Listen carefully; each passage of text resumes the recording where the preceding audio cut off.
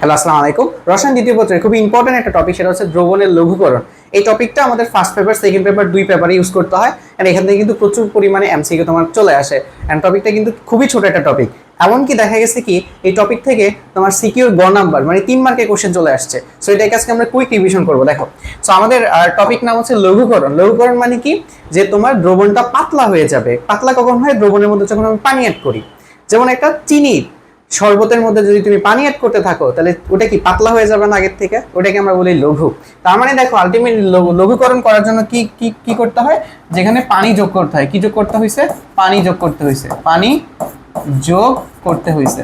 এখন পানি যদি যোগ করতে হয়, অবভিয়াসলি একটা জিনিস চেঞ্জ হয়ে যাবে। কি চেঞ্জ হবে বলো তো? কি চেঞ্জ হয়? হ্যাঁ, কি চেঞ্জ হবে এখানে? এখানে কি শুধু আয়তন চেঞ্জ হবে, আর কিছু চেঞ্জ হবে না? দেখো, আমি যখন পানি যোগ করছি তখন তার আয়তন চেঞ্জ হয়ে গেছে। তার মানে এখানে তার মোলারিটিও চেঞ্জ হয়ে যাবে বা ঘনমাত্রা চেঞ্জ হয়ে যাবে। মোলারিটি থেকে শুরু করে তার যত ঘনমাত্রা আছে না, সব চেঞ্জ হয়ে যাবে। মোলারিটি চেঞ্জ হয়ে যাবে, মানে স্পেশালি আমরা বলবো ঘনমাত্রা। মোলারিটি, ঘনমাত্রা কি চেঞ্জ হয়ে যাবে। এটা কি হয়ে যাবে? চেঞ্জ হয়ে যাবে। এখন এই চেঞ্জ হয়ে গেলে তার ঘনমাত্রাটা আমরা বের করব, বিশেষ করে মোলারিটি। কারণ আমরা যদি মোলারিটি বের করতে পারি, বাকি এককগুলো আমরা বের করতে পারবো, কোনো প্রবলেম নাই। এবার দেখো, একটা জিনিস খেয়াল করো, এখানে আমি পানি যোগ করছি, ঠিক আছে? আচ্ছা, তাহলে এখানে কিসের পরিমাণ বাড়ছে? দ্রবণের পরিমাণ বাড়ছে। দ্রবণের পরিমাণ বাড়ছে। আচ্ছা, দ্রবণ দুইটা জিনিস দিয়ে তৈরি, একটু খেয়াল করো। দ্রবণ হচ্ছে দুইটা জিনিস দিয়ে তৈরি, একটা হচ্ছে দ্রব্য আর এটা হচ্ছে দ্রাবক। তুমি কি অ্যাড করছো এখানে? তুমি দ্রাবক পানি অ্যাড করছো, কোনো দ্রব্য অ্যাড করছো না। তাহলে দ্রব্যের পরিমাণটা এখানে কনস্ট্যান্ট না? দ্রব্যের পরিমাণটা কি কনস্ট্যান্ট কিনা? কনস্ট্যান্ট। তাহলে এটাকে যদি আমি 1 ধরি, দেখো এটাকে যদি আমি 1 ধরি, মানে এটা 1 নম্বরের স্টেট, এটা হচ্ছে 2 নম্বর অবস্থা। 1 নম্বর অবস্থা, 2 নম্বর অবস্থা। তাহলে বলো তো, এখানে যতটুকু দ্রব্যের মোল থাকবে, এখানে কি দ্রব্যের মোল ততটুকু থাকবে না? কারণ তুমি এক্সট্রা কোনো দ্রব্য অ্যাড করো নাই। তার মানে এখানে আমি বলতে পারি যে N1 ইকুয়াল টু হচ্ছে N2। তুমি দ্রাবক অ্যাড করছো, পানি অ্যাড করছো, বাট কোনো দ্রব্য অ্যাড করে নাই। এখন আমরা একটা ফর্মুলা জানি যে S ইকুয়াল টু কত? N/V। ভিটা কিসে নিতে হয়? লিটারে নিতে হয়। তার মানে দেখো তো, এখান থেকে কি লেখা যায় ভাই? এখান থেকে N ইকুয়াল টু লেখা যায় কত? SV। তার মানে দেখো তো, লেখা যায় কত? S1 V1 equal to S2 V2। ঠিক আছে? তাহলে এটাই হচ্ছে আমার সেই ফর্মুলা। এটাই হচ্ছে আমাদের লঘুকরণের ফর্মুলা। লঘুকরণের ফর্মুলা। এখন ভাই এটা কিভাবে ইউজ করব? দেখো, এইটা, এই যে S1 মানে কি? S1 মানে হচ্ছে প্রাথমিক ঘনমাত্রা। প্রাথমিক ঘনমাত্রা, প্রথম দিকে ঘনমাত্রা যতটুকু ছিল, ঠিক আছে? প্রথম দিকে ঘনমাত্রা যতটুকু ছিল। V1 মানে কি? প্রাথমিক আয়তন। প্রাথমিক আয়তন। সেম ভাবে S2 কি হবে? শেষ ঘনমাত্রা।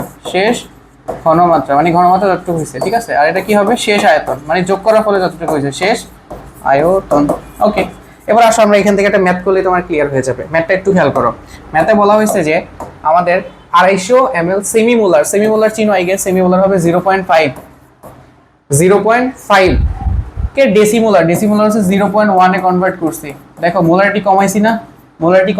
কমাইলে কি করতে হয়? পানি যোগ করতে হয়। বলছে দ্রবণে রূপান্তর করতে কত পানির প্রয়োজন, মানে কত লিটার পানির প্রয়োজন হবে, এটা বের করতে বলছে। তাহলে ফর্মুলা হচ্ছে কি? লঘুকরণের formula S1 V1 equal to S2 আর এটা কত? V2। এখানে এইটাকে এখানে দেখো, এটা কত? এটা হচ্ছে তোমার V1, এটা হচ্ছে কি? এটা হচ্ছে S1, এটা হচ্ছে কি? S2। তাহলে তোমার দরকার V2। তাহলে V2 ইকুয়াল টু কত লেখা যায়? দেখো তো, S1 V1 ডিভাইডেড বাই হচ্ছে কত? S2। তাহলে S1 এর মান কত? এখানে S1 এর মান হচ্ছে 0.5, ঠিক আছে? 0.5। এখন আরেকটা জিনিস, V1 এর মান হচ্ছে 250 ml। এখন তোমরা বলবো ভাই 250 ml তো লিটার নিতে হবে না। আমি লিটার নিব না, আমি 250 ml থেকে 250 ml রাখবো। কেন রাখতে পারবো? দেখো, S2 নিচে, S2 কত? নিচে S2 কত আসছে? S2 হচ্ছে 0.1, ঠিক আছে? আচ্ছা, কেন রাখতে পারবো এটা বলি। তুমি ধরো এটাকে লিটারে নিতা, লিটারে নিলে কি হইতো? তুমি 1000 দিয়ে ভাগ করতা, আলটিমেটলি তুমি এটা কিসে পাইতা? লিটারে পাইতা। কিসে পাইতা? লিটারে পাইতা। বাট আমি এটা 1000 এ নিব না, এটা ml এ রাখবো। তাহলে এককটা আমি কিসে পাবো? ml এ পাবো। ঠিক আছে? বুঝা গেছে? যদি আমি এটা লিটারে নেই 1000 দিয়ে ভাগ করে, তাহলে এটার মানটা লিটারে পাবো, ml এ রাখলে ml এ পাবো। ক্লিয়ার? এবার দেখো এটা কত আসে।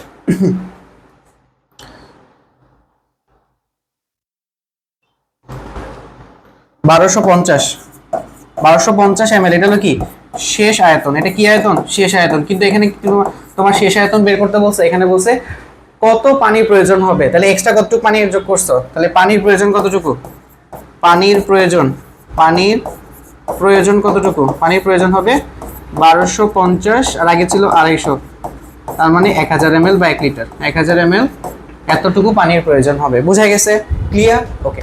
এখানে এরকম তোমার ডিরেক্টলি অনেক সময় মান না দিয়ে সেমিমোলার ডেসিমোলার বলবে, সো এগুলোর ভ্যালুগুলো একটু দরকার, এগুলো জেনে রাখবা। সেমিমোলার মানে 0.5, ডেসিমোলার মানে আছে 0.1, আর এটা আছে সেন্টিমোলার, এটা একটু মাথায় রাখবা। কি সেন্টিমোলার, সেন্টিমোলার মানে কি ভাই, সেন্টিমোলার মানে আছে 0.01 মোলারিটি। এই কথাগুলো কিন্তু সবগুলো ইম্পর্টেন্ট। বুঝা গেছে? আশা করি এই টপিকে তোমাদের আর কোনো সমস্যা হবে না, এটা অবভিয়াসলি একবার দেখে যাবা, পরীক্ষা এটা থেকে একটা এমসিকিউ চলে আসার সম্ভাবনা অনেক বেশি।